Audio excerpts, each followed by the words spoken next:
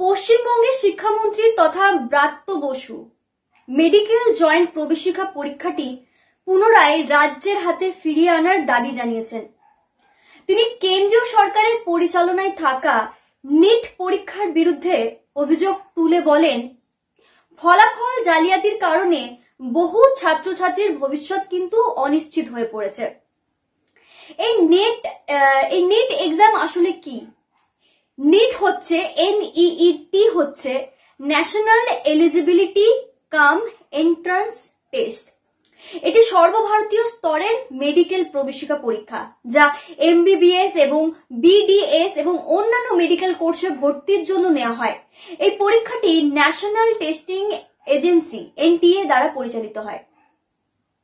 NEET পরীক্ষা সফলভাবে উত্তীর্ণ হওয়ার পরে তারপরে ছাত্রছাত্রীরা ভারতের বিভিন্ন সরকারি ও বেসরকারি মেডিকেল কলেজে ভর্তি হওয়ার যোগ্যতা অর্জন করে। এটি গেল নিট এক্সাম।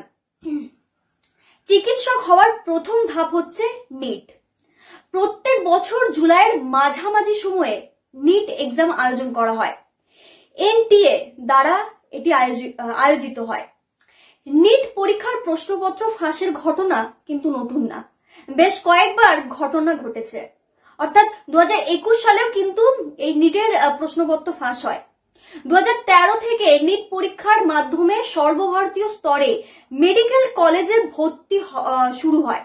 এর পূর্বে রাজ্যের বোর্ডগুলি পৃথকভাবে মেডিকেল প্রবেশিকা পরীক্ষা নেওয়া হতো।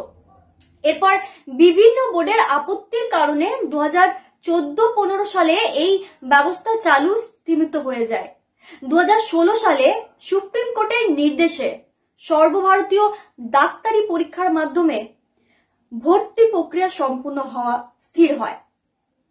ডার্ক ওয়েবে পরীক্ষার প্রশ্নপত্র ফাঁস হয়েছিল 6 লক্ষ টাকার মূল্যে। অর্থাৎ 6 লক্ষ টাকার মূল্যে কিন্তু নেটের প্রশ্ন ফাঁস করে দেয় জালিয়াতিরা।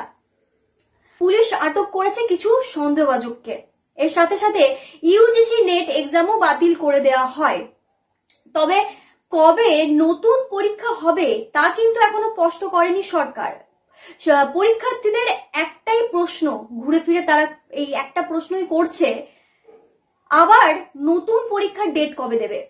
সরকার পরীক্ষার নতুন তারিখ কবে ঘোষণা করবে? গত শুক্রবার লাগু হলো প্রশ্ন ফাঁস বিরোধী আইন। অর্থাৎ এই আইনে 15টি বিষয়ে উপরে জোর দেওয়া হয়েছে। প্রশ্ন ফাঁসের যে কোনো একটির সাথে অভিযুক্ত থাকলে তাকে কিন্তু শাস্তি দেওয়া হবে। আপনার কি মনে হয় মেডিকেল জয়েন্ট পরীক্ষা ফের রাজ্যের হাতে ফেরানো উচিত? আপনি কি মনে করেন? আপনাদের মতামত কমেন্টে জানাবেন। Thank you.